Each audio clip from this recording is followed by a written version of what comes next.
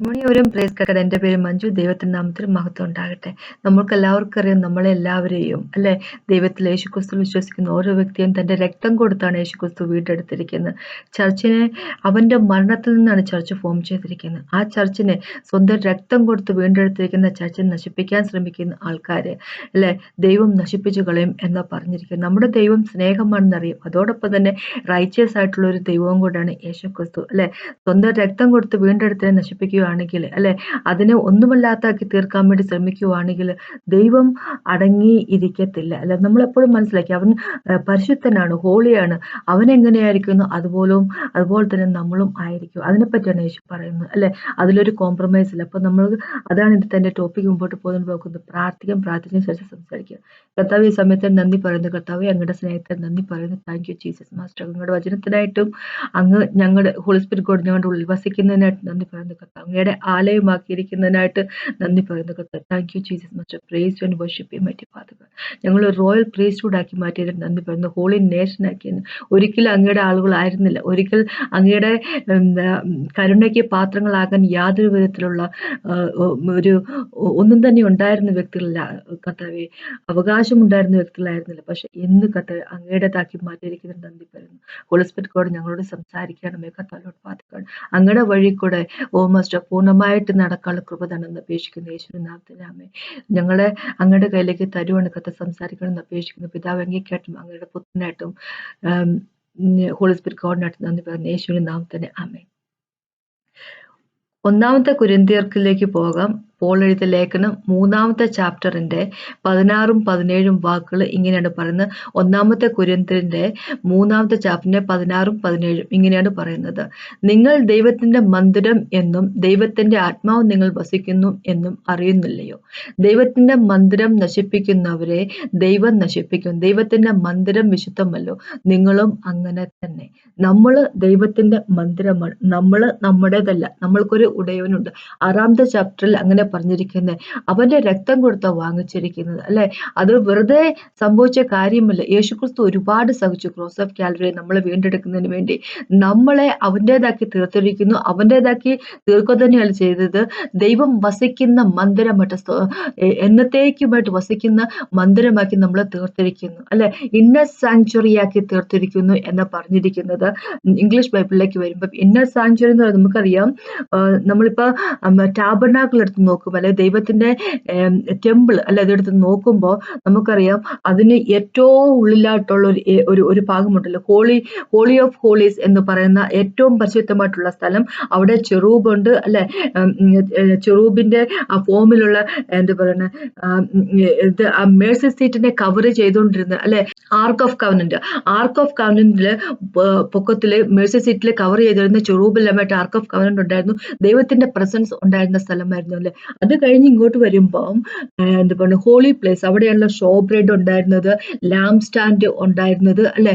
അങ്ങനെ ആ ഏരിയയിലേക്ക് പ്രീസ്റ്റുമാർക്ക് പോകാമായിരുന്നു അല്ലെ. അവിടെ പോയി ആ ലാമ്പിൽ ആ വിളക്കിലെ തിരിയെല്ലാം അതെല്ലാം അതിന്റെ കരിയെല്ലാം മാറ്റിയിട്ട് അല്ലെ, എല്ലാം ക്ലീൻ ആക്കി പിറ്റേ ദിവസത്തേക്കുള്ള അങ്ങനെ എണ്ണയെല്ലാം പകർന്ന് അല്ലെ, രാത്രി മൊത്തം ആ വിളക്ക് കത്തിക്കൊണ്ടിരിക്കണം. അങ്ങനെ കൊണ്ടല്ലോ. അപ്പൊ ആ ഷോ ബ്രെഡ് അല്ലെ, ബ്രെഡ് അത് മാറ്റണം. അങ്ങനെ പല കാര്യങ്ങളും. അപ്പൊ അതിനെല്ലാം പുരോഹിതന്മാർക്ക് പോകാൻ പറ്റുമായിരുന്നു. പക്ഷെ ഹോളി ഓഫ് ഹോളീസിലേക്ക് ഏറ്റവും പരിശുദ്ധമായിട്ടുള്ള സ്ഥലത്തേക്ക് ഒരു വർഷം മാത്രമേ പോകാനുള്ള അവകാശം ഉണ്ടായിരുന്നുള്ളൂ അല്ലെ. അത് കഴിഞ്ഞ് വരുന്നതാണ് വരുന്നതാണ് എന്താ പറയുക, ഔട്ട് കോട്ട് അല്ലെ, ഏറ്റവും പുറത്തുള്ള അവിടെയുള്ള സാക്രിഫൈസുകൾ അല്ലെ, ബലിയെല്ലാം നടന്നുകൊണ്ടിരുന്ന സ്ഥലം. അപ്പൊ അവിടെ ഹോളി ഓഫ് ഹോളീസ് ഏറ്റവും പരിശുദ്ധമായിട്ടുള്ള ആ സ്ഥലം അല്ലെ. അപ്പൊ അതായത് ഇന്നർ സാങ്ച്വറി എന്ന് പറഞ്ഞത് ദൈവം നമ്മളെ ആക്കി വെച്ചിരിക്കുന്ന ഇന്നർ സാങ്ച്വറി ആയിട്ടാണ്. എന്ന് വെച്ച് കഴിഞ്ഞാൽ ദൈവത്തിന്റെ പ്രസൻസ് ഉള്ളത്, ദൈവം വസിക്കുന്ന സ്ഥലം, ഹോളി സ്പിരിറ്റ് ഗോഡ് നമ്മുടെ ഉള്ളിലാണ് ഉള്ളത് അല്ലെ. എന്ന് വെച്ചാൽ നമ്മുടെ ആത്മാവിന്റെ ഉള്ളിലാണ് ഉള്ളത് അല്ലെ. അപ്പം നമ്മളെ പറ്റി പറയാണ്, നമ്മൾ ഇൻഡിവിജ്വൽ ആയിട്ട് ഓരോ വ്യക്തികളും കളക്റ്റീവായിട്ട് ദൈവത്തിന്റെ ചർച്ചിനെയും പറ്റി പറയുവാണ്, നിങ്ങള് ദൈവത്തിന്റെ മന്ദിരമാണ്, ദൈവം വസിക്കുന്ന ദൈവത്തിന്റെ ആലയമാണ്, ദൈവത്തിന്റെ മന്ദിരമാണ് അല്ലെ.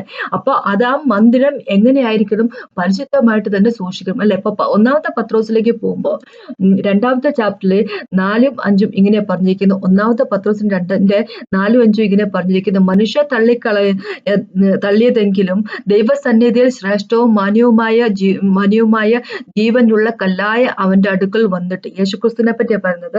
ആൾക്കാര് തള്ളിക്കളഞ്ഞ കല്ലാണ് അല്ലെ, പക്ഷെ ദൈവത്തെ സംബന്ധിച്ചിടത്തോളം ഈ കല്ല്, മൂലക്കല്ല് എന്ന് പറയുന്നത് യേശുക്രിസ്തു എന്ന് പറഞ്ഞ് വളരെ പ്രഷ്യസ് ആയിട്ടുള്ളതാണ് അല്ലെ.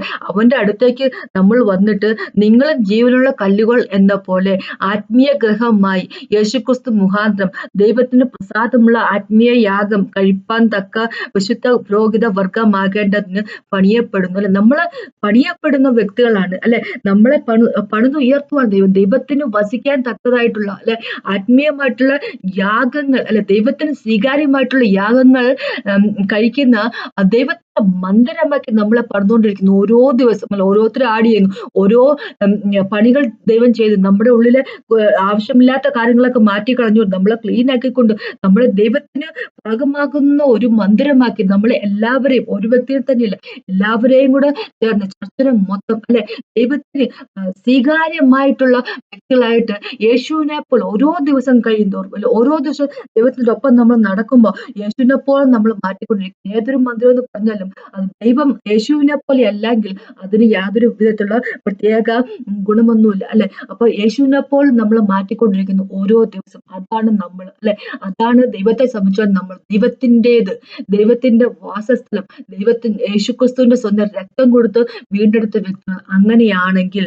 അതാണ് നമ്മൾ എങ്കിൽ ദൈവത്തെ സംബന്ധിച്ചിടത്തോളം എങ്കിൽ നമ്മൾ എങ്ങനെയായിരിക്കും എന്ന് പറഞ്ഞിരിക്കുന്നത്, ദൈവത്തിന്റെ മന്ദിരം നശിപ്പിക്കുന്നവർ ദൈവം നശിപ്പിക്കും അല്ലെ.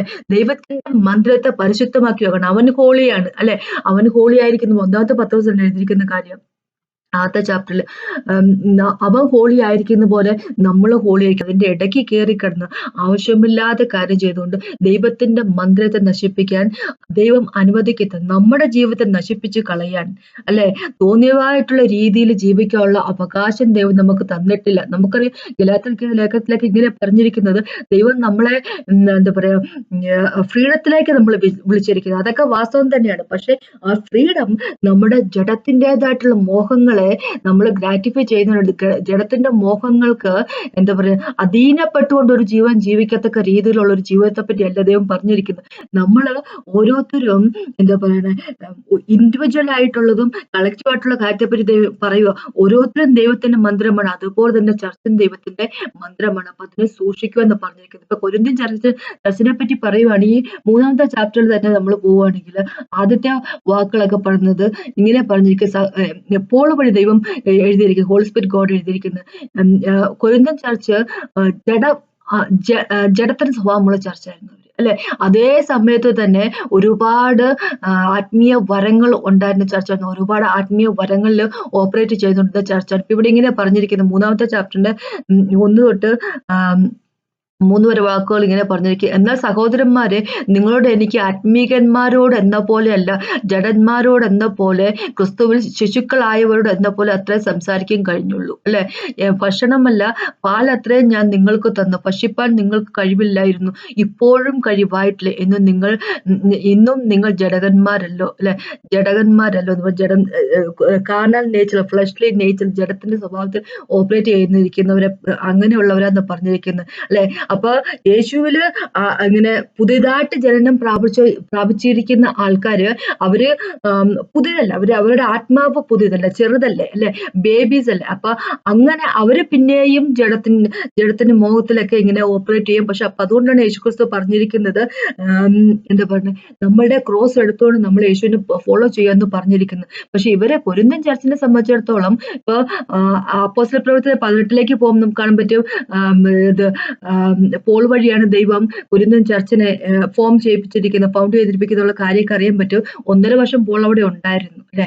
അങ്ങനെ പോള് വഴി സ്ഥാപിക്കപ്പെട്ടിരിക്കുന്ന ചർച്ച്, പോള് പ്രീച്ചറായിട്ട്, ടീച്ചറായിട്ട് അല്ലെ, അപ്പോസ്റ്റലനായിട്ട് ഇരുന്ന ഒരു ചർച്ചിന്റെ കാര്യത്തെപ്പറ്റി ഇത്രയും നാളുകൾ കഴിഞ്ഞിട്ട് ഈ ഒന്നാമത്തെ കൊരിന്ത്യർക്കത്തെ ലേഖനമുണ്ടല്ലോ, ഈ ലേഖനമല്ല പോൾ എഴുതിയ ആദ്യത്തെ ലേഖനം. ഇത് ശരിക്കും പറഞ്ഞാൽ ഒരുപക്ഷെ ഇത് 2ാമത്തെ ലേഖനമായിരിക്കാം. 5ാമത്തെ ചാപ്റ്ററിലേക്ക് പറഞ്ഞിട്ടുണ്ട്. 5ാമത്തെ ചാപ്റ്ററിന്റെ 9ാമത്തെ വാക്കൊക്കെ പറഞ്ഞിട്ടുണ്ട്. നേരത്തെ അയച്ച ഒരു ലേഖനത്തെ പറ്റി പറഞ്ഞിട്ടുണ്ട്. അത് ബൈബിളിലില്ല അല്ലെ, അത് എവിടെയോ നഷ്ടപ്പെട്ടു പോയതാണ്. അപ്പൊ പോൾ അവരുമായിട്ട് കമ്മ്യൂണിക്കേറ്റ് ചെയ്തുകൊണ്ടിരിക്കുവായിരുന്നു ഓൾറെഡി. അപ്പൊ ഇവര് ഇത്രയും വർഷങ്ങൾ കഴിഞ്ഞിട്ട് ഇവര് പിന്നെ ഇങ്ങനെ തന്നെയാ. ഇപ്പൊ ആദ്യമായിട്ട് ജനിച്ച കുഞ്ഞുങ്ങളെ പോലെ, യേശുവിൽ ജനിച്ച ബോൺ അഗൈൻ ബിലീവർ ആയിരിക്കുന്ന, ന്യൂ ആയിട്ട് പുതിയതായിട്ട് ബോൺ അഗൈൻ ബിലീവർ ആയിരിക്കുന്ന ആൾക്കാരെ പോലെ തന്നെ ഇവര് വളർന്നിട്ടില്ല. ഇവരിപ്പോഴും ജഡത്തിന്റെ സ്വഭാവമായിട്ട് ഇമ്മച്ചുറായിട്ട് അല്ലെ, ദൈവത്തിൽ യേശുക്രിസ്തുവിൽ വളരാതിരിക്കുന്ന ഒരു ഗ്രൂപ്പ് ഓഫ് ആൾക്കാരാ ഇവര് അല്ലെ. അപ്പൊ ഇവര് അതുകൊണ്ട് തന്നെ ഇവര് വളർന്നില്ല. അതാണ് ഏറ്റവും വലിയ പ്രശ്നം അല്ലെ. യേശുവിൽ വളരുന്നില്ല. ഇവർക്ക് കൊടുത്തിരിക്കുന്ന സ്പിരിച്വൽ ഫുഡ് അവർക്ക് അത് ഡൈജസ്റ്റ് ചെയ്യാൻ പറ്റുന്നില്ല, അവർക്ക് വളരാൻ പറ്റുന്നില്ല, അവര് വളരുന്നില്ല. അതുകൊണ്ട് തന്നെ ഇവര് ജഡത്തിന്റെ സ്വഭാവത്തെ അവർ ഓപ്പറേറ്റ് ചെയ്തുകൊണ്ടിരിക്കുക. പിന്നെ ഇവർ എന്താ ചെയ്യുന്ന വെച്ചാല് ഈ ലോകത്തിനെ ഇങ്ങോട്ട് എന്താ പറയുക, ചർച്ചിന്റെ അകത്തേക്ക് കയറ്റും. ഉദാഹരണമായിട്ട് പറയുകയാണെങ്കിൽ 6ാമത്തെ ചാപ്റ്ററിൽ ഇങ്ങനെ പറഞ്ഞിരിക്കുന്നത്, ഇവർ അങ്ങോട്ടും ഇങ്ങോട്ടും കേസ് കൊടുക്കുന്ന ആൾക്കാർ. പോൾ ചോദിക്കും, നിങ്ങളുടെ ഇടയിൽ ഒരെണ്ണം പോലും ഇല്ലേ, ഒരാള് പോലും ഇല്ലേ നിങ്ങളുടെ ഇടയിലെ പ്രശ്നങ്ങൾ തീർക്കുന്നതിന് വേണ്ടി അല്ലെ.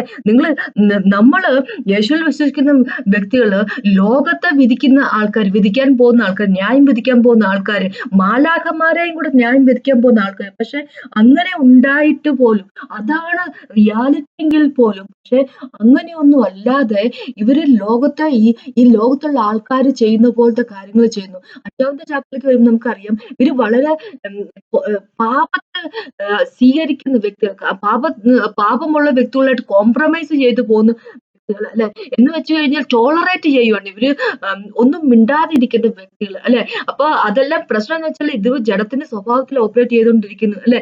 പാപം എന്ന് പറഞ്ഞാൽ പോളിങ്ങനെ പറയാ, ലോകത്തുള്ള ആൾക്കാർ പോലും ചെയ്യാത്ത തരത്തിലുള്ള പാപങ്ങൾ ചെയ്ത ഒരു ചർച്ചാണ് കൊരിന്ത്യൻ ചർച്ച് അല്ലെ. ഒരു പിതാവിന്റെ ഹൃദയം വെച്ച് അദ്ദേഹത്തിന് സഹിക്കാൻ പറ്റുന്നില്ല. ഒരു പിതാവിന്റെ ഹൃദയം വെച്ച് അദ്ദേഹം ഇവരെ എന്താ പറയണ, ഒന്ന് നേരെ ചൊവ്വേ കൊണ്ടുവരാൻ ശ്രമിക്കുവാണ് അല്ലെ. ഞാൻ ഇനി വടിയുമായിട്ട് വരണമോ, അടുത്ത പ്രാവശ്യം ഞാൻ വരുമ്പോൾ സ്നേഹത്തോടെ വരണമോ, അത് വടിയുമായിട്ട് വരണമോ എന്നൊക്കെ തന്നെ ചോദിക്കുന്ന തരത്തിലുള്ള ഒരു സ്ഥിതിയിലേക്ക് ചർച്ച മാറിയിരിക്കുന്നു. അതേ സമയത്ത് തന്നെ ഒരുപാട് എന്താ പറയുക, സ്പിരിച്വൽ ഗിഫ്റ്റുകൾ അല്ലെ, ആത്മീയ വരങ്ങൾ ഓപ്പറേറ്റ് ചെയ്തുകൊണ്ടിരുന്ന ചർച്ച എന്ന് വിചാരിച്ചു എവിടെയാണ് നിൽക്കുന്നതെന്ന് വിചാരിച്ചു വെക്കണം. അപ്പൊ ഇവിടെ ദൈവം പറയുവാണ്, 5ാമത്തെ ചാപ്റ്ററിൽ പറയുവാണ്, നിങ്ങള് പാപം നിങ്ങളുടെ ഉള്ളിലുള്ളപ്പോ, അല്ലെ പാപത്തെ നിങ്ങൾ ടോളറേറ്റ് ചെയ്യുമ്പോ, കോംപ്രമൈസ് ചെയ്യുമ്പോ എന്താ പറ്റുമെന്ന് വെച്ച് കഴിഞ്ഞാല് ഈസ്റ്റ് ഉള്ളതുപോലെയാണ്. എന്ന് വെച്ച് കഴിഞ്ഞാല് നമ്മളിപ്പോ ഏതെങ്കിലും കുറച്ച് പൊടിക്കകത്ത് അല്ലെ മാവ് കുഴച്ച് വെക്കുമ്പോൾ അതിനകത്ത് ഈസ്റ്റ് ഇട്ട് വെക്കുന്ന പോലെ, അതുപോലെ തന്നെ നശിപ്പിക്കും. ഒരു ഇത്തിരി ഈസ്റ്റിന് ആവശ്യമുള്ളൂ, കണ്ടമാനം വേണ്ട അല്ലെ. കോംപ്രമൈസ് ചെയ്യാന്ന് പറയുമ്പോ അത് ഓക്കെയാണ്, പാപം ഓക്കെയാണ് എന്ന് വെച്ച് വരുന്നത്, അത് എന്താ പറയുക, ഈ ഈസ്റ്റ് ഇട്ടിരിക്കുന്ന പോലെ തന്നെയാണ്. അതും കൊണ്ട് നശിപ്പിക്കുക, എല്ലാത്തിനെയും പൊളിപ്പിച്ച് കളയും അല്ലെ. ഒരു ചെറിയ പാപമെങ്കിലും നമ്മൾ ടോളറേറ്റ് ചെയ്യുന്നുണ്ടെങ്കിൽ അതിനെ ഓക്കെ അതൊന്ന് കണ്ണടയ്ക്കുവാണെങ്കിൽ, ആ സൈഡിലേക്ക് ഒന്ന് കണ്ണടയ്ക്കുവാണെങ്കിൽ അത് സകലത്തിനെയും നശിപ്പിക്കും എന്ന് ദൈവം പറഞ്ഞിരിക്കുന്നു അല്ലെ. അപ്പൊ ഈ കോംപ്രമൈസ് ചെയ്യുന്നത് വരുന്നപ്പോ പാപത്തിന്റെ നേരെ കണ്ണടയ്ക്കുന്ന പാപം ചെയ്യുന്ന പോലെ തന്നെയാണ്. പാപത്തിന്റെ നേരെ നമുക്കറിയാം, ഇപ്പൊ പല ചർച്ചകളിലും നടക്കുന്ന കാര്യങ്ങൾ ഇതൊക്കെ തന്നെയാണ് അല്ലെ. അപ്പൊ മിക്കവാറും ആൾക്കാര് പറയുന്ന ഒരു കാര്യം എന്ന് വെച്ചാൽ, ഒരു ചർച്ചും പെർഫെക്റ്റ് ആയിട്ടുള്ള എന്ന് പറയുന്നത്. പക്ഷെ ദൈവം ഒന്നിനെയും തന്നെ പെർഫെക്ഷൻ ഇല്ലാതെ ചെയ്തിട്ടില്ല. ദൈവം യേശുക്രിസ്തു ഒരിക്കൽ പോലും ഒന്നിനെയും പെർഫെക്ഷൻ ഇല്ലാതിരിക്കണം എന്ന് വിചാരിക്കുന്നില്ല അല്ലെ. അതല്ല ദൈവത്തിന്റെ കണക്കൂട്ടൽ, അതല്ല ദൈവം ഉദ്ദേശിച്ചിരിക്കുന്നത്. തന്റെ രക്തം കൊണ്ട് എടുത്തിരിക്കുന്ന വ്യക്തികളാണ് നമ്മൾ. അപ്പൊ ഒന്ന് വിചാരിച്ചു നോക്ക്, ഇതിനെ നമ്മള് പല വ്യക്തികളും ചർച്ചുകളിൽ നടക്കുന്ന കാര്യങ്ങള് അന്ന് കൊരിന്ത്യൻ ചർച്ചയിൽ തന്നെയല്ല. അത് കഴിഞ്ഞ് നമുക്കറിയാം റെവലേഷനിലേക്ക് വെളിപാട് പുസ്തകത്തിലേക്ക് പോകുമ്പോൾ തൈത്തൈറി ചർച്ചിനെ പറ്റി അങ്ങനെ പറഞ്ഞിരിക്കുന്നത്, പെർഗമസ് എന്നുള്ള ചർച്ചിനെ പറ്റി അങ്ങനെ പറഞ്ഞിരിക്കുന്നത്, വളരെയധികം കോംപ്രമൈസ് ചെയ്യുന്ന ചർച്ച് അല്ല. അവിടത്തേക്ക് ടീച്ചിങ് എന്താ പറയാ, നിക്കോളറ്റൻസ് അല്ലേ, അത് ബേലത്തിന്റെ ടീച്ചിങ് ഒക്കെ ഫോളോ ചെയ്തുകൊണ്ടിരുന്ന ചർച്ചായിരുന്നു അതൊക്കെ. എന്ന് വെച്ച് കഴിഞ്ഞാൽ സെക്ഷൽ ഇമ്മോറാലിറ്റി അല്ലെ, അതൊന്നും കുഴപ്പമില്ലെന്നും വിഗ്രഹത്തിന് സമർപ്പിച്ച ഫുഡ് കഴിക്കാം, അതൊന്നും വലിയ പ്രശ്നമില്ലെന്നൊക്കെ പഠിപ്പിച്ചുകൊണ്ടിരുന്ന ഗ്രൂപ്പ് ഓഫ് ആൾക്കാരായിരുന്നു അല്ലെ. ഇവിടെ ദൈവം പറയുക, നമ്മള് പാപത്തെ ഓക്കെ എന്ന് പറഞ്ഞുകൊണ്ട്, ഓക്കെ എന്നല്ല, അതിനെ നേരെ നമ്മൾ കണ്ണടയ്ക്കുവാണെങ്കിൽ അല്ലെ, പാപത്തിനെ ആരെങ്കിലും ചർച്ചിൽ പാപം ചെയ്യുകയാണെങ്കിൽ അതിനെ മൂടി വെക്കുവാണെങ്കിൽ, അതിലേക്ക് നമ്മൾ സൈലന്റ് ആണെങ്കിൽ, നമ്മൾ അതിനെ എന്താ പറയാ, ഒരു വോയിസ് അതിനെ എഗെയിൻസ്റ്റ് ആയിട്ട് നമ്മൾ അതിനെതിരായിട്ട് ശബ്ദം ഉയർത്താൻ നമ്മൾ ശ്രമിക്കാതിരിക്കുകയാണ്, നമ്മൾ കോംപ്രമൈസ് ചെയ്യുമെന്ന് അതുകൊണ്ട് എന്താ പറയാ ഉദ്ദേശിക്കുന്നില്ല. അപ്പൊ കോംപ്രമൈസ് ചെയ്യുന്ന ആൾക്കാർ പലരും തന്നെ കോംപ്രമൈസ് ചെയ്യുന്ന പാപത്തിലേക്ക് അല്ലെ. എന്തുകൊണ്ടാന്ന് വെച്ച് കഴിഞ്ഞാൽ പലരും വിചാരിക്കുന്ന ഇങ്ങനെയാ, എന്റെ പേരിന് കോട്ടൊന്നും ഉണ്ടാകരുതല്ലോ അല്ലെ, എന്റെ പേരിന് കോട്ടൊന്നും ഉണ്ടാകരുത്, മറ്റുള്ളവര് എന്നെ പറ്റി എന്ത് വിചാരിക്കും, വേറെ ആരെങ്കിലും അത് കാട്ടിലേട്ടെ, വേറെ ആരെങ്കിലും അത് പറയട്ടെ അല്ലെ. അപ്പൊ അങ്ങനത്തെ ഒരു ആറ്റിറ്റ്യൂഡ് അല്ലെ, എനിക്ക് ഇതിലൊന്നും ഇടപെടാൻ സമയമില്ല, അതിന്റെ ഒന്നും എന്റെ കാര്യമില്ല, എനിക്കും എന്റെ കുടുംബവും അല്ലെ, അങ്ങനെ ഒരു ആറ്റിറ്റ്യൂഡ് എടുക്കുമ്പോൾ ദൈവം എന്താ പറഞ്ഞിരിക്കുന്നു വെച്ച് കഴിഞ്ഞാല്, നിങ്ങൾ എന്റെ രക്തത്തെ നിങ്ങൾ ചവിട്ടുക ചെയ്തു, ചവിട്ടിക്കൂട്ടുക. 10ാമത്തെ ചാപ്റ്റർ എബ്രായ ലേഖനത്തിൽ പറയുന്നത്, നിങ്ങൾ എന്താ പറയാ, യേശുക്രിസ്തുവിന്റെ രക്തത്തെ ഒന്നുമല്ലാതാക്കി തീർക്കുക ചെയ്യുന്നു അല്ലെ, അതിനൊരു വിലയില്ലാതാക്കി നിങ്ങൾ തന്നെ കാണുക ചെയ്യുന്നു. അങ്ങനെയുള്ള വ്യക്തികൾക്ക്, അങ്ങനെയുള്ള പാപത്തിനെതിരായിട്ട്, പിന്നെ അങ്ങനത്തെ ഒരു ജീവൻ ജീവിക്കുന്ന വ്യക്തികൾക്ക് എതിരായിട്ട് ഒരു സാക്രിഫൈസ്, ഒരു എന്താ പറയുക, ബലിയും പിന്നെ മിച്ചമില്ല എന്നാണ് ദൈവം പറഞ്ഞിരിക്കുന്നത്. അപ്പൊ നമ്മള് പാപം ടോളറേറ്റ് ചെയ്യുവാണെങ്കിൽ, നമ്മള് എന്താ പറയുക, ഓക്കെ ആണെന്ന് പറഞ്ഞിട്ട് ഇരിക്കുവാണെങ്കിൽ, എനിക്ക് ഇതിന്റെ ഒന്നും കാര്യമില്ല, ഞാൻ ഇതിലേക്ക് ഒന്നും ശ്രദ്ധ കൊടുക്കാൻ പോകുന്നില്ല എന്ന് അങ്ങനത്തെ ഒരു ആറ്റിറ്റ്യൂഡുമായിട്ട് നമ്മൾ ഇരിക്കുവാണെങ്കിൽ, അതേ സമയത്ത് ചർച്ചിന്റെ അകത്ത് പാവമുണ്ടെങ്കിൽ ദൈവം പറയുന്നത് എന്താന്ന് വെച്ചാല്, എന്റെ മന്ദിരത്തെ നിങ്ങള് എന്താ പറയുക, താറുമാറാക്കുക ചെയ്യുന്നത്, എന്റെ മന്ദിരത്തെ നിങ്ങൾ നശിപ്പിക്കുകയാണ് ചെയ്യുന്നത്. അങ്ങനെയുള്ള വ്യക്തികളെ എന്ത് ചെയ്ത ദൈവം പറഞ്ഞിരിക്കുന്നു വെച്ച് കഴിഞ്ഞാല്, ദൈവത്തിന്റെ മന്ദിരം നശിപ്പിക്കുന്നത് ദൈവം നശിപ്പിക്കുന്നതെന്ന് വെച്ചാൽ, അപ്പൊ അതിലെ കൂടുതൽ കാര്യങ്ങളൊന്നുമില്ല. ദൈവത്തിന് അവിടെ ഒരു കോംപ്രമൈസ് ഇല്ല അല്ലെ. ദൈവം പറയാനുള്ള കാര്യം നേരത്തെ ഇങ്ങോട്ട് പറഞ്ഞിരിക്കുന്നത്, ഇതാ കാര്യം, നിങ്ങൾ എന്റെ മന്ദിരത്തെ നശിപ്പിക്കാൻ ശ്രമിക്കുവാണ്, നിങ്ങൾ എന്റെ മന്ദിരമാണ്, നിങ്ങളുടെ പ്രവർത്തികൾ കൊണ്ട് നിങ്ങളെ തന്നെ നശിപ്പിക്കാൻ ശ്രമിക്കുക, നിങ്ങളുടെ പാപം കൊണ്ട് നിങ്ങളെ തന്നെ നശിപ്പിക്കാൻ ശ്രമിക്കുകയാണെങ്കിൽ, എന്റെ മന്ദിരമായിട്ടുള്ള ചർച്ചും എന്റെ മന്ദിരമാണ് അല്ലെ. അപ്പൊ ചർച്ചിനെ അല്ലെ നിങ്ങൾ നശിപ്പിക്കാൻ ശ്രമിക്കുവാണെങ്കിൽ, ഞാൻ ഒറ്റ കാര്യമേ ചെയ്യത്തുള്ളൂ, ഞാൻ നിങ്ങളെ നശിപ്പിക്കും. അതാണ് പറഞ്ഞിരിക്കുന്നത്. യേശുക്രിസ്തുവിനെ പറ്റി ഒരു കാര്യം മനസ്സിലാക്കുക, യേശുക്രിസ്തു സ്നേഹമുള്ളവനാണ്, അതോടൊപ്പം തന്നെ റൈച്ചസ് ആയിട്ടുള്ള, നീതി ന്യായ ബോധമുള്ള ദൈവമാണ് അല്ലെ, ജസ്റ്റ് ആയിട്ടുള്ള ദൈവമാണ് നമ്മുടെ ദൈവം അല്ലെ. എപ്പോഴും നമ്മൾ വിചാരിക്കുന്നത് യേശു വളരെയധികം എന്താ പറയാ, കൂളായിട്ടുള്ള ഒരാളാണ് എന്ന്. പക്ഷെ ദൈവത്തിന്റെ ആ ഒരു എന്താ പറയാ, ജസ്റ്റിസ് എന്നുള്ള ഒരു സൈഡ് അല്ലെ, അപ്പൊ ഒരു റൈച്ചസ് എന്നുള്ള സൈഡ് പലപ്പോഴും നമുക്ക് മറന്നു പോകുന്ന ഒരു കാര്യമാണ് അല്ലെ. ദൈവം വിളിച്ചിരിക്കുന്ന വിളിയെ മാന്യമായിട്ട് കരുതുക അല്ലെ, ദൈവത്തിന്റെ മന്ദിരത്തെ നീറ്റായിട്ട്, ക്ലീൻ ആയിട്ട് അല്ലെ, പരിശുദ്ധമായിട്ട് തന്നെ വെക്കുക. അത് വളരെയധികം എന്താ പറയുക, അത്യാവശ്യമായിട്ടുള്ള കാര്യം. ഒരിക്കൽ പോലും മറന്നു പോകാതിരിക്കുക അല്ലെ. വേർപാടിലേക്കാണ് ദൈവം വിളിച്ചിരിക്കുന്നത്, മോശപ്പെട്ട രീതിയിലേക്കല്ല ദൈവം വിളിച്ചിരിക്കുന്നത്. യേശുക്രിസ്തുവിനെയാണ് റെപ്രസെന്റ് ചെയ്യേണ്ടത് അല്ലെ. നമ്മൾ യേശുക്രിസ്തുവിനെ റെപ്രസെന്റ് ചെയ്യുമ്പോൾ, യേശുക്രിസ്തു നമ്മുടെ ഉള്ളിൽ ഫോം ചെയ്തിരിക്കുന്നത് നമ്മൾ തന്നെ ആയിരിക്കും നമ്മുടെ ഉള്ളിൽ അല്ലെ. കൊരിന്ത്യൻ ചർച്ചിന് പറ്റിയിരിക്കുന്ന കാര്യം, അവർ വളരെയധികം സ്പിരിച്വൽ ഗിഫ്റ്റുകളിൽ, വളരെയധികം എന്താ പറയുക, ആത്മീയ വരങ്ങളിൽ ഇങ്ങനെ ഒരുപാട് കാര്യങ്ങൾ അവർ ചെയ്യുമായിരുന്നെങ്കിൽ പോലും അല്ലെ, അപ്പൊ എന്താ നടന്നുകൊണ്ടിരുന്നുള്ള കാര്യം നമുക്കറിയാം. വളരെയധികം മോശപ്പെട്ട രീതിയിൽ ലോകത്ത് നടക്കാത്ത തരത്തിലുള്ള കാര്യങ്ങൾ അല്ലെ നടന്നുകൊണ്ടിരുന്ന ചർച്ചാണ് കൊരിന്ത്യൻ ചർച്ച്. അങ്ങനത്തെ ഒരു ചർച്ചിനെ പറ്റിയല്ല ദൈവം പറഞ്ഞിരിക്കുന്നത് അല്ലെ.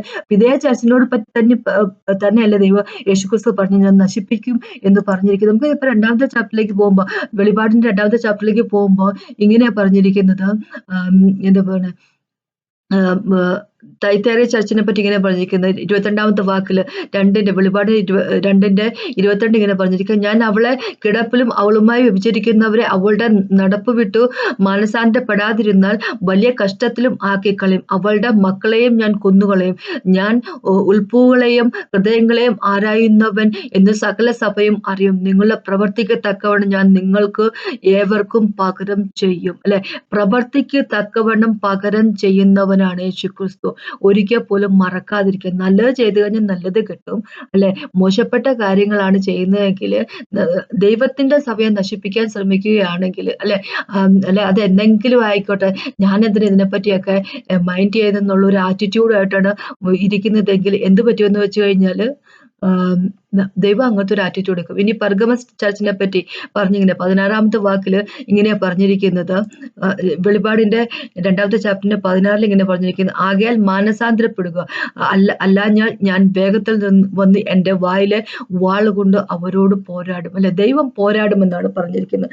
എൻ്റെ ചർച്ചിനെ പറ്റിയാ പറഞ്ഞിരിക്കുന്നത്, ഞാൻ പോരാടും. അല്ലെ, ദൈവം നമ്മളുമായിട്ട് പോരാടി കഴിഞ്ഞാൽ നമ്മൾ ജയിക്കത്തില്ല ഒരു കാരണവശാലും. അപ്പൊ ഇതാണ് ദൈവം പറയുന്നത്, നമ്മളോട് പറയുന്നത്, നമ്മള് ദൈവത്തിന്റെ മന്ത്രങ്ങളാണ്. നമ്മൾ ഓരോരുത്തരും ചർച്ചും ദൈവത്തിന്റെ മന്ത്രങ്ങളാണ്. വെറുതെ എന്താ പറയാ, കളിയല്ല ഇത് കാര്യം, മനസ്സിലാക്കുക. ചർച്ച് എന്ന് പറഞ്ഞാൽ കളിയല്ല, നമ്മുടെ ജീവിതം പറഞ്ഞ കളിയല്ല. നമുക്ക് തോന്നിയ രീതിയിൽ ജീവിക്കാൻ പറ്റുന്ന ഒരു കാര്യമല്ല ഇതെന്നുള്ള കാര്യം നമ്മൾ എപ്പോഴും മനസ്സിലാക്കുക. അല്ലെ, നമ്മൾ ഒരു കാരണവശാലും പാപത്തെ ടോളറേറ്റ് ചെയ്യുന്ന വ്യക്തികളായിരിക്കരുത്. അല്ലെ, അതിന് ഓക്കെ ആണ് അല്ലെ എന്ന് വെക്കുന്ന ഒരു രീതിയിലുള്ള ജീവിതം അതായിരിക്കരുത്. എപ്പോഴെങ്കിലൊക്കെ അറിയാതെ പാപം ചെയ്ത് പോയി കഴിഞ്ഞാൽ ദൈവം ക്ഷമിക്കും. പക്ഷെ അതുപോലെ ഒരു ജീവിതം, അല്ലെ, എന്നും പാപത്തിലായിരിക്കുന്ന ഒരു ജീവിതം, ആ ഒരു ജീവിതം നമ്മൾ ആയിരിക്കരുത്. അല്ലെ, അവന് വേണ്ടി നമ്മളെ തന്നെ കോൺസെൻട്രേറ്റ് ചെയ്തുകൊണ്ട് നമ്മളെ തന്നെ ശുദ്ധിപ്പെടുത്തിക്കൊണ്ട് ഒരു ജീവിതം അവന്റെ വഴി കൂടെ നടക്കുക. അവസാനത്തെ കാലമാണിത്. അല്ലെ, അവസാനത്തെ കാലമാണ്. എന്ന് വേണമെങ്കിലും യേശുക്രിസ്തു വരും. അതിനെപ്പറ്റിയാണ് യേശു പറയുന്നത്, നിങ്ങളെ തന്നെ വെടിപ്പാക്കിക്കൊണ്ട് നിങ്ങളെ തന്നെ ദൈവത്തിനു വേണ്ടി നമ്മളെ തന്നെ ദൈവത്തിനു വേണ്ടി മാറ്റി വെച്ചുകൊണ്ട് ഒരു സെറ്റപ്പാർട്ടായിട്ടുള്ള ജീവിതം ജീവിക്കുക. അതിനെപ്പറ്റി യേശു പറഞ്ഞു, നഷ്ടപ്പെട്ടു പോകാൻ നമുക്ക് ഒരു ജീവിതമേ ഉള്ളൂ, മനസ്സിലാക്കുക. അതിനെപ്പറ്റി യേശു പറയുന്നത്. അല്ലെ, നിങ്ങള് സ്പിരിച്വൽ ആയിട്ടുള്ളവരായിരിക്കും, ആത്മീയരായിട്ടുള്ളവരായിരിക്കണം. കൊരിന്ത്യൻ ചർച്ചിനെ പറ്റി ദൈവം പറഞ്ഞിരുന്നു വെച്ചാല് ജഡത്തിലുള്ളവരാണ്. ചർച്ചിനെ പറ്റിയാ പറഞ്ഞത്, ജഡത്തിലുള്ളവരായിരുന്നു, ആത്മീയരായിരുന്നു ഇല്ല എന്ന് പറഞ്ഞിരിക്കുന്നത്. അല്ലെ, നമ്മളെ ആത്മീയരാക്കുന്ന വേണ്ടി, ആത്മീയർ എന്ന് പറഞ്ഞു കഴിഞ്ഞാല് മറ്റുള്ളവരുമായിട്ട് യാതൊരു ഒന്നൊരു എന്താ പറയാ, ഞാൻ വലിയ ബൈബിളൊക്കെ വായിക്കുന്ന ആളാണ്, എന്റെ അത്രയും മറ്റുള്ളവരൊന്നും വരത്തില്ല എന്നൊക്കെ പറഞ്ഞ് പുറമേ കാണിക്കുന്ന ആത്മീയതയെ പറ്റിയല്ല ദൈവം ഇവിടെ പറഞ്ഞിരിക്കുന്നത്. അല്ലെ, നോക്കും മറ്റുള്ളവര് അവരുടെ ആത്മീയ ജീവിതമൊന്നും ശരിയല്ല എന്നൊക്കെ പറഞ്ഞുകൊണ്ട് ഒരു അഹങ്കാരത്തിന്റെ രീതിയിൽ, അല്ലെ, പുറമേ ഒരു ആത്മീയതയെ പറ്റിയല്ല ദൈവം പറഞ്ഞത്. ആത്മീയരായിരിക്കും എന്ന് പറഞ്ഞാല് ദൈവം ഉദ്ദേശിക്കുന്നത് എന്താണെന്ന് വെച്ചാൽ ഹോളി സ്പിരിറ്റ് ഗോഡിനാല് നയിക്കപ്പെടുന്ന വ്യക്തികൾ, അല്ലെ, ഹോളി സ്പിരിറ്റ് ഗോഡ് എന്താണ് നമ്മളോട് ആവശ്യപ്പെടുന്നത് അതുപോലെ ചെയ്യുന്ന വ്യക്തികൾ, അങ്ങനെയുള്ള വ്യക്തികളെ പറ്റിയാണ് പറയുന്നത് ആത്മീയർ എന്ന് ദൈവം പറയുന്നത്. അങ്ങനെയുള്ള വ്യക്തികളായിട്ട് യേശുക്രിസ്തു ഹോളി സ്പിരിറ്റ് ഗോഡിനാൽ നയിക്കപ്പെട്ട വ്യക്തിയായിരുന്നു. അല്ലെ, യേശുവിനെ പോലെ ആയിത്തീരും എന്നുള്ള പിതാവിന് നമ്മളെ പറ്റിയുള്ള ആഗ്രഹം. അപ്പൊ അങ്ങനെയായിരിക്കട്ടെ നമ്മൾ എന്നാ പറഞ്ഞിരിക്കുന്നത്. അവസാനത്തെ കാലമാണ്. അല്ലെ, ദൈവത്തിന്റെ വരവ് വളരെയധികം അടുത്തിരിക്കുന്നു. അത് ഒരിക്കൽ പോലും മറന്നു പോകാതിരിക്കുക. അതാണ് യേശു നമ്മളോട് പറയാൻ ഉദ്ദേശിക്കുന്നത്. അല്ലെ, എന്റെ മന്ദിരത്തെ നശിപ്പിക്കരുത്, നിങ്ങൾ നിങ്ങളുടെ ജീവിതത്തെ നശിപ്പിക്കരുത്. അല്ലെ, എന്റെ രക്തത്തിന് വിലയുണ്ട്, എന്റെ രക്തം കൊണ്ട് വീണ്ടെടുത്താൽ നിങ്ങൾ മറന്നു പോകരുത്. അതാണ് ദൈവം പറയുന്നത്. അല്ലെ, നമ്മുടെ ഓരോരുത്തരോടും ദൈവം പറയുന്ന ഒരു കാര്യം അതാണ്. അല്ലെ, അതിനെപ്പറ്റിയാണ് എനിക്ക് പറയാനുള്ളത്. നമുക്കൊന്ന് പ്രാർത്ഥിച്ചുകൊണ്ട് കർത്താവെ, സമയത്തിനായിട്ട് നന്ദി പറയുന്നു കർത്താവെ. അങ്ങയുടെ സ്നേഹത്താൽ നന്ദി പിതാവ് കർത്താവ് ലോർഡ് ഫാദർ ഗോഡ്. ഞങ്ങളെ വാഷ് ചെയ്തെടുത്ത അങ്ങയുടെ രക്തം കൊണ്ട് ഞങ്ങൾ വീണ്ടെടുത്ത കർത്താവ് ലോർഡ് ഫാദർ, അത് മനസ്സിലാക്കിക്കൊണ്ട് കർത്താവെ അങ്ങയ്ക്ക് വേണ്ടി ഒരു ജീവൻ ജീവിക്കാനുള്ള കൃപ ഞങ്ങൾക്ക് തന്നെന്ന് അപേക്ഷിക്കുന്നു. ഞങ്ങൾ പാപങ്ങൾ എപ്പോഴെങ്കിലും ചെയ്തു പോയിട്ടുണ്ട് കർത്താവ് ലോർഡ് ഫാദർ ഗോഡ്. ഞങ്ങളുടെ ആത്മീയരാകാതെ കർത്താവ് ഞങ്ങളുടെ തോന്നിയ ഇഷ്ടത്തിന് നടന്നിട്ടുണ്ട്, ക്ഷമിക്കണമെന്ന് അപേക്ഷിക്കുന്നു യേശുവിന്റെ നാമത്തിൽ. ആമേൻ. എന്നെ കേട്ടോണ്ടിരിക്കുന്ന ഓരോ വ്യക്തികളോട് പ്രാർത്ഥിക്കുന്നു, അനുഗ്രഹിക്കുന്നു, അപേക്ഷിക്കുന്നു യേശുവിന്റെ നാമത്തിൽ. ആമേൻ. ദൈവത്തിന് മാത്രം